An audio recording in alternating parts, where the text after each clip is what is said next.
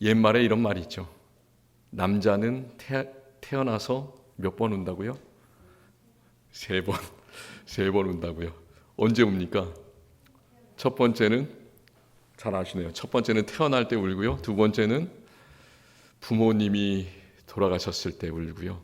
세 번째는 나라가 이제 다른 나라에 넘어갔을 때, 나라를 빼앗겼을 때 운다. 이렇게 그런 말이 전해지고 있습니다. 제가 몇 번 울었나 한번 생각해 봤어요. 성경에 그런 말씀이 많이 나옵니다. 너는 하나님의 말씀을 지켜서 당당하게 서라. 대장부가 되라. 이런 말씀을 하십니다. 대장부가 되라는 말이 바로 이렇게 흔들리지 말라는 말이잖아요. 그런데 우리는 대장부가 아닌 것 같아요. 살다 보면 자꾸 울 일이 생깁니다. 작은 것들에도 마음이 연약해지고 근심으로 나도 모르게 눈물이 흐르는 그런 경우가 참 많이 있습니다. 이제 금년이 거의 다 지나갔어요. 그렇죠. 이제 2주밖에 남지 않았는데요.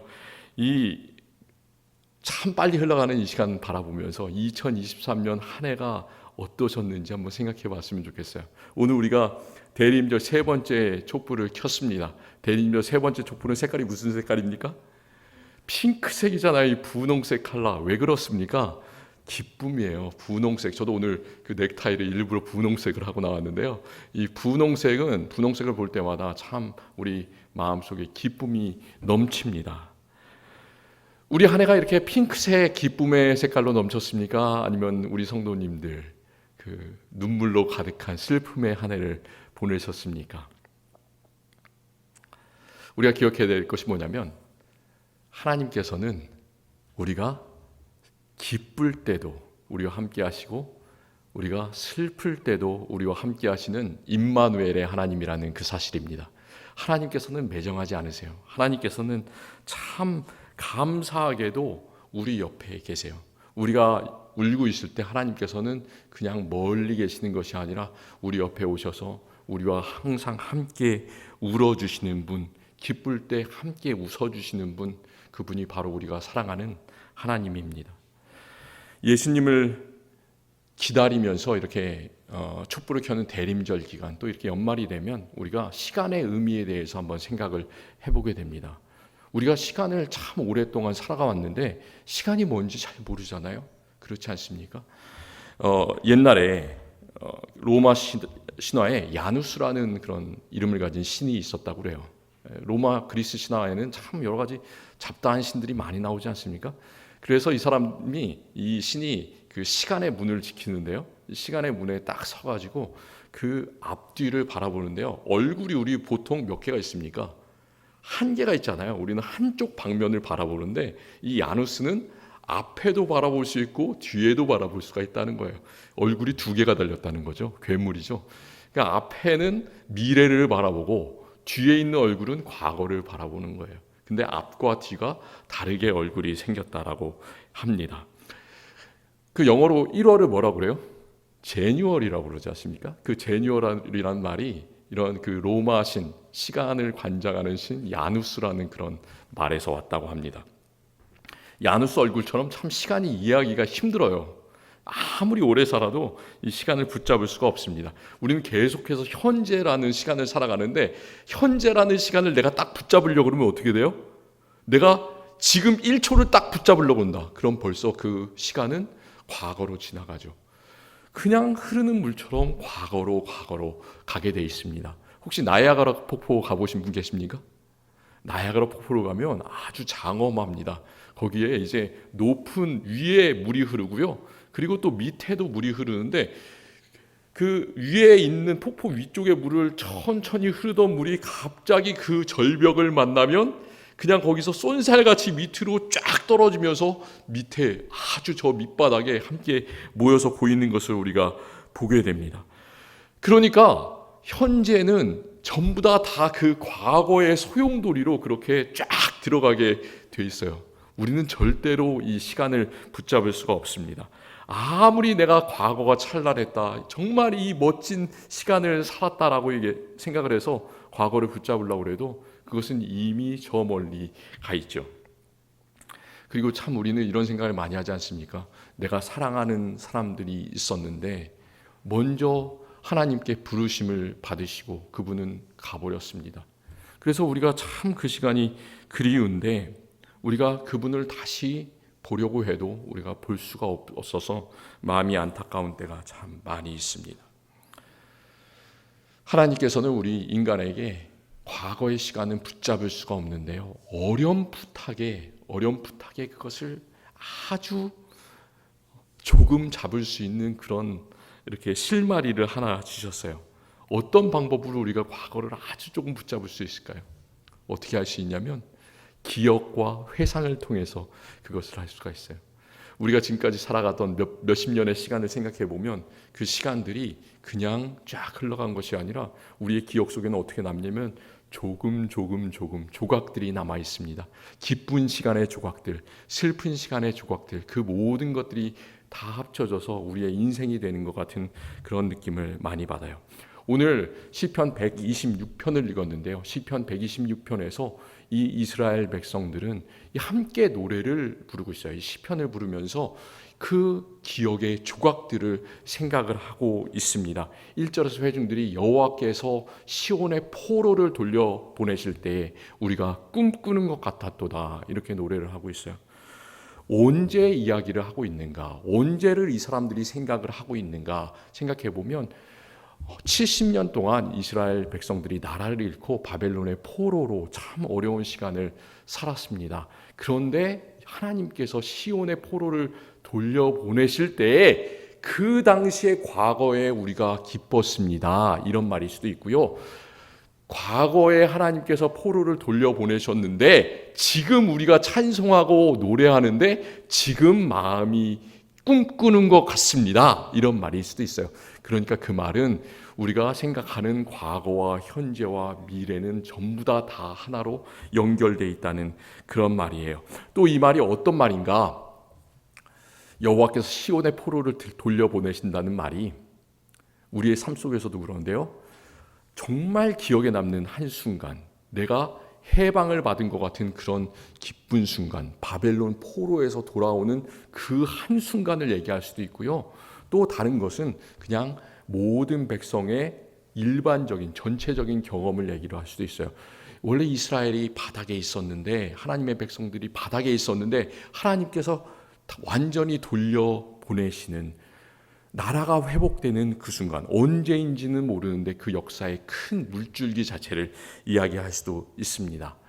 하나님께서는 내 인생에 아무 일도 하지 않으신 것 같은, 그렇게 우리가 느껴지는 때가 있어요. 나 혼자 계획하고 나 혼자 힘든 그 미래를 개척해 나가는 것 같은 그런 느낌을 우리가 받을 때가 있는데요, 사실 우리가 그렇게 느낄 때에도 하나님께서 내 안에서 나와 함께 계속해서 일하고 계신 것을 믿으시기를 바랍니다. 하나님은 임마누엘의 하나님이십니다. 그런데 이스라엘의 전체 그 역사를 회상해 보면 이스라엘 백성들을 애굽에서 탈출하게 하시고 홍해를 가르시고 광야에서 만나를 먹이시고 이들에게 땅을 주시고 참 하나님께서 정말로 많은 기적을 베풀어 주셨습니다. 그런데 많은 사람들은 그 기적이 있을 때마다 그 일을 하나님께서 일으켜 주신 일이야 이렇게 받아들이지 않고 어떻게 생각을 했냐, 그냥 옛날에 내가 살았던 애굽 땅이 좋았다라는 것을 계속해서 생각을 하면서 불평을 했습니다. 그리고 그 기적들은 뭐예요? 그 기적들은 하나님께서 일으켜 주신 기적이 아니라 그냥 자연적으로 홍해가 갈라졌고 우연히 그 일이 생겼다, 그런 식으로 자기가 생각을 했습니다. 그렇기 때문에 이스라엘 사람들은 하나님을 온전히 따르기보다는 하나님께서 계속해서 그들의 삶 속에서 기적을 베풀어 주시는데도 뭘 섬겼어요? 금송아지를 섬기지 않습니까? 우상에게로 쉽게 빠져들었습니다. 우리도 그렇지 않습니까? 하나님께서 우리의 삶 속에서 작은 기적들을 하나하나 계속해서 보여주세요. 그것들이 우리의 삶 속에서 기적으로 느껴지지 않을 때가 있는데 그 마음을 하나님께 열어보시기를 바랍니다. 그렇다면 그 작은 일들이 하나님께서 도와주시지 않았으면 일어날 수 없는 그런 일이에요. 그런 일이 있을 때마다 하나님 감사합니다, 하나님 사랑합니다, 하나님 찬양합니다, 예수 그리스도를 높여드립니다, 이렇게 하나님께 찬양과 감사를 꼭 드리시는 우리 성도님 다 되시기를 바랍니다. 우리 정말로 그래요. 그 일상의 좀 작은 하나하나의 그런 물방울 같은 것들이 있는데 그것 속에서 감사를 발견하시기를 바랍니다. 내가 한 일이 아니다. 자연적으로 된 일이 아니라 우연히 된 일이 아니라 바로 하나님께서 이 일을 행하셨다라고 내가 고백할 때 우리의 삶이 바뀌어요. 내가 한다라고 하면 아무것도 일어나지 않습니다. 왜냐하면 우리 인간은 너무나 미약하기 때문에 힘이 없어요. 그런데 하나님께서 나를 통해서 행하신다라고 생각하면 모든 삶의 그런 가치들이 하나님께 드려지고 모든 삶의 이야기들이 다 기적으로 바뀌는 거예요. 그 기적들을 오늘 말씀에서 이야기를 하고 있습니다. 하나님께서 하셨다라고 고백할 때 어떤 일이 일어납니까? 이 사람들이 얼굴을 찡그리던 사람이에요. 70년 동안 포로 생활을 하고 노예 생활을 했으니까 얼마나 인상이 써지겠습니까? 고통이잖아요. 그런데도 불구하고 하나님께서 포로를 돌리실 때 어때요? 우리의 입에는 웃음이 가득하고 한번 웃어보시기 바랍니다. 표정을 바꿔보세요. 예, 참 우리 성도님들 아름답게 웃으시네요. 예, 교회에서도 이렇게 웃으시고 집에서도 웃으시고 그러시기를 바랍니다. 또 우리 혀에는 불말하는 소리가 아니라 어때요? 하나님을 찬양하는 소리로 가득 찼다 말하고 있습니다. 더 놀라운 것은 나만 삶이 바뀌는 것이 아니라 옆에 있는 사람들이 문 나라들이 열방이 다 이 사람들을 통해서 우리들을 통해서 말하는 거예요. 와, 앵커리지 제일한인장로교회 성도들이 참 웃음으로 가득 찼구나. 저 사람들만 보면 찬양하는 사람들이구나. 이런 것들을 보면서 그 사람들도 바뀌기 시작하는 거예요. 뭐라고 얘기를 하냐? 하나님께서 진짜로 역사하신다고, 여호와께서 그들을 위하여 큰 일을 행하셨다. 이런 놀라운 역사가 우리 모든 성도들과 우리 교회를 통해서 일어나기를 간절히 원합니다. 정말로 우리 이 앵커리지 땅은 바꿀 수 있는 그런 사람이 되어야 되지 않겠습니까?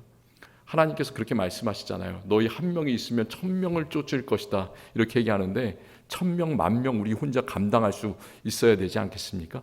믿음으로 승리해야 되지 않겠습니까? 바로 우리는 그런 사람이에요. 왜냐하면 하나님께서 늘 함께해 주시기 때문에. 그리고 그 모든 것들을 다 변화를 뭐라고 요약을 하느냐? 3절 말씀에서는 하나님께서 큰 일을 행하셨으니 우리는 뭐라고요? 이 핑크색 칼라처럼 기쁘도다. 기쁨이라는 단어로 표현하고 있습니다. 하나님께서 행하실 때 우리의 마음속에는 기쁨이 가득 찹니다. 우리의 모든 삶이 슬픔이 아니라 이제는 기쁨으로 채워지기를 간절히 바랍니다. 슬플 때도 나는 기쁘다. 나는 기뻐요. 정말 기뻐요. 그런 찬양 있잖아요. 그 찬양 해보시기 바라요. 참 그런데 우리가 안타까운 건 뭐냐면 하나님께서 이렇게 포로를 되돌리실 때 우리의 인생을 되돌리실 때 이렇게 기뻤는데 4절부터 이야기가 바뀌어요. 다시 어두워져요. 예전에는 하나님께서 주신 기쁨으로 가득 찼지만 이제 이 노래를 부르는 시인은 다시 눈물을 흘려야 되는 상황으로 바뀝니다. 하나님께서 그의 백성들을 70년 동안의 포로에서 해방시켜 주셨는데 실제로 그 땅에 돌아가 보니까 살아가는 현실은 그렇게 녹록하지가 않은 거예요. 너무나 어려운 겁니다. 하나님께서 우리나라를 외세의 통치에서 1945년에 해방시켜 주셨잖아요. 그런데 바로 어떤 일이 있습니까? 안타깝게도 지금까지도 남과 북이 갈라져서 유일한 세상의 분단 국가로 남아있죠. 참 안타깝습니다. 하나님께서는 예수 그리스도를 2000년에 우리 죄를 구속하시고 우리를 구원해 주시기 위해서 이 땅에 보내셨는데 아직도 우리는 예수님께서 다시 오심을 눈물로 기도하며 이 땅이 치유되기를, 또 세상의 많은 죄악들이 벗겨지고 사람들이 구원받기를 위해서 간절히 기도하고 있습니다. 하나님께서 이곳 47년 전에 우리 교회를 세우시고 참 많은 앵커리지의 사람들을 구원하여 주셨는데도 불구하고 아직도 우리는 교회와 또 성도들을 위해서 기도하면서 울어야 될 일이 우리에게 아직도 많이 있습니다. 우리가 시간을 생각해 보면 우리에게 주어졌던 시간, 또 이스라엘의 역사 속에서 우리의 역사 속에서 그 모든 것들을 참 넓게 바라보면 우리는 시간이 이렇다고 생각을 할 수가 있어요. 우리는 이미 이루어진 일과 아직 이루어지지 않은, 아직 아닌 일 사이를 살아가고 있다. 항상 우리가 살아가고 있는 시간은 그거예요. 이미와 아직 아닌 그 사이를 살아가고 있습니다. 오늘 말씀 4절부터는 계속해서 물의 이미지를 이야기를 하고 있어요.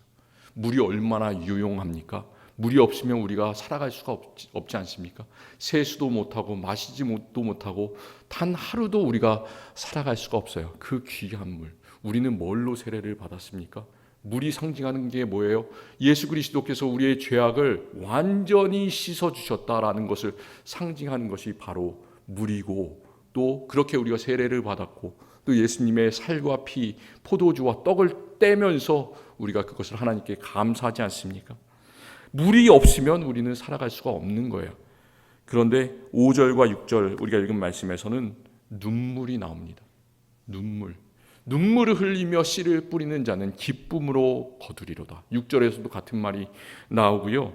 또 4절에서는 남방 시내들의 물이 차오르는 그런 이미지를 우리에게 보여주고 있습니다. 여호와여, 우리의 포로를 남방 시내들 같이 돌려보내소서.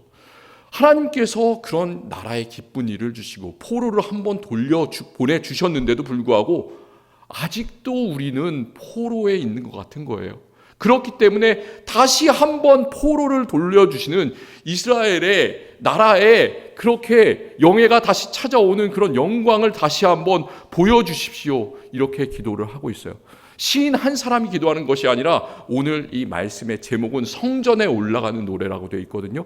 그것은 뭐냐면 성전에 모인 하나님의 백성들이 다 함께 간절히 하나님 제발 우리의 포로를 돌려 보내주십시오. 이렇게 기도를 하고 있는 거예요.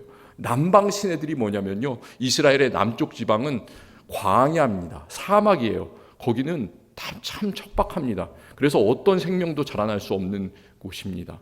거기를 네게브라고 불리는 그런 사막인데요, 물이 흐른 자리가 있습니다. 그 물이 흐르는 자리가, 그런데 물이 흐를까요, 안 흐를까요? 안 흘러요. 옛날에 물이 흘렀고 지금은 완전히 말라버린 아무 생명도 없는 그런 장소예요. 이스라엘은 어떠냐면 여름까지는 전혀 비가 오지 않습니다. 그런데 겨울이 되어서 비가 오기 시작하면 어떤 일이 일어날까요? 말라버린 시내가 자국밖에 없는, 우리의 마음 한번 생각해 보세요. 우리 마음이 메마를 때 옛날에 내가 하나님을 믿었던 자국밖에 남아있지 않는 그런 경우가 있지 않습니까? 그런데 그 자국밖에 없는 그 시내 사이에 물이 차오르기 시작하고요, 거기서 물이 흐르기 시작하고요, 생명들이 다시 돌아오기 시작하는 거예요. 그래서 작은 새싹이 돋고 나무가 생기고 그 나무에 새가 깃들이는 놀라운 일들이 일어납니다. 하나님께서 우리의 메마른 마음도 이렇게 남방 시내들처럼 되돌려 주시기를 원합니다. 그러기 위해서 우리가 해야 되는 것이 뭘까요? 우리는 울어야 돼요. 우는 방법이에요. 우리가 다른 할 수 있는 그런 것들은 없어요. 하나님 앞에서 기도하면서 우는 것. 우리는 정말로 작은 눈물을 흘리지만 하나님께서는 하늘에서 비를 내리셔서 남방 시내들을 돌이켜 주시옵소서. 그렇게 기도하는 방법, 그것이 우리가 가진 유일한 방법입니다. 회복의 방법입니다. 우리가 먼저 알아야 될 것은 뭐냐면 우리만 기도하지 않는다는 거예요. 우리만 눈물 흘리지 않는다는 겁니다. 우리가 먼저 기도할 때 하나님께서 먼저 우리를 위해서 아파하시고 먼저 눈물을 흘리신다는 사실을 우리가 알아야 됩니다. 마태복음 13장에서는 땅에 떨어진 네 가지 다른 땅에 떨어진 씨의 비유가 나옵니다. 우리 성도들은 보통 이걸 기억해요. 네 가지 씨가 네 가지 장소에 뿌려졌다. 처음에는 길가, 그리고 흙이 얇은 돌밭, 그리고 가시떨기, 그리고 좋은 땅에 뿌려졌다. 이 네 가지를 기억하는데요, 그 사실을 우리가 기억하기 전에 더 먼저 알아야 되는 것이 뭘까요? 씨를 뿌리는 사람이 있었다라는 것을 알아야 돼요. 씨를 뿌리는 사람. 이 네 가지 땅이 우리의 마음에 참 다른 상태를 이야기하지만 그 땅에 씨가 뿌려질 때 씨를 뿌리는 자가 있었다. 마태복음 13장은 이렇게 이야기를 하고 있습니다. 씨를 뿌리는 자가 뿌리러 나가서 뿌릴새 덜어는 길가에 떨어짐에 새들이 와서 먹어버렸고, 이게 첫 번째 땅의 이야기예요. 씨를 뿌리는 자는 누구일까요? 씨를 뿌리는 자는 우리를 위해서 피와 물과 생명을 십자가에 다 내어주시는 우리 주 예수 그리스도세요. 말씀이신 예수 그리스도, 생명으로서 그 육체로서 우리에게 모든 것을 다 주시는 거예요. 그것이 바로 씨를 뿌리는 것이죠. 그런데 그 씨를 예수님께서 그렇게 간절히 뿌리시는데, 이 장면에서 보면 씨를 뿌리는 자 그냥 아무렇게나 뿌리는 것 같은 느낌이 들어요. 그래서 어떤 씨는 좋은 땅에, 어떤 씨는 나쁜 땅에 떨어지는 것 같은데 그런 것이 아니에요. 씨를 뿌리는 자는 이 씨를 뿌릴 때 참 간절하게 뿌립니다. 예수님께서는 그렇게 하십니다. 그런데 첫 번째 이야기처럼 씨를 뿌리는데 길가에 떨어져서 새들이 와서 그것을 먹어버린다면, 우리의 마음에 떨어진 예수님의 생명을 다른 것들이 와서 그냥 바로 먹어버린다면 예수님의 마음이 어떠시겠습니까? 우리는 예수님을 볼 수는 없어요. 하나님을 눈으로 볼 수는 없습니다. 그렇지만 우리의 삶의 모든 것들을 생각해 보면 작은 것들 순간마다 하나님께서 우리를 통해 역사하셨구나. 우리 교회의 순간순간마다 하나님께서 역사하여 주셨구나. 그것을 우리는 알 수가 있습니다. 정말 그 씨앗들이 싹이 나기를 원합니다. 자라나기를 원합니다. 결실하기를 원합니다. 하나님께서 우리를 위해서 간절히 뿌리시는 그 씨앗, 우리의 마음속에 받기를 원합니다. 우리 농사를 지어봤지 않습니까? 농사를 지어보면 어때요? 농부가 씨를 뿌립니다. 농부가 여러 가지 다른 씨를 뿌리는데 배추도 심고요. 그리고 뭘 여기서 많이 농사를 해요? 토마토도 제가 한번 심어봤고요. 여러 가지 다른 종류의 많은 것들을 심어봤습니다. 그 농부가 씨를 뿌리면 금년에 이 농사가 잘 될지 안 될지 알 수가 있을까요? 없을까요? 없어요. 그냥 맡기는 거예요. 맡기고 그 농부가 생각하는 것은 씨를 뿌리는데 가장 좋은 그림을 생각하면서 기다리는 거예요. 참 내가 이만큼 씨를 뿌렸는데 진짜로 많은 결실을 얻겠구나, 이것을 기다립니다. 그런데 때때로는 안 될 수도 있고요. 때때로는 잘 될 수가 있습니다. 참 많은 변수가 있죠. 비도 올 수도 있고 바람이 불 수도 있고 금년처럼 눈이 많이 올 수도 있습니다. 그럼에도 불구하고 결실을 바라보면서 농부는 그냥 씨를 뿌리는 거예요. 세상의 농사의 결과는 우리가 잘 알 수 없지만 믿음의 농사의 결과는 다릅니다. 오늘 말씀 마지막에는 울며 씨를 뿌리러 나가는 자는 어떻게 거둔다고요? 반드시 기쁨으로 그 곡식단을 가지고 돌아오리로다. 세상의 농부는 잘 결과를 모르지만 믿음으로 씨를 뿌릴 때는 어떻게 해요? 반드시 그 곡식을 가지고 곡식단을 풍성히 안고 거두시는 저와 우리 모든 성도님들이 되시기를 간절히 기도합니다.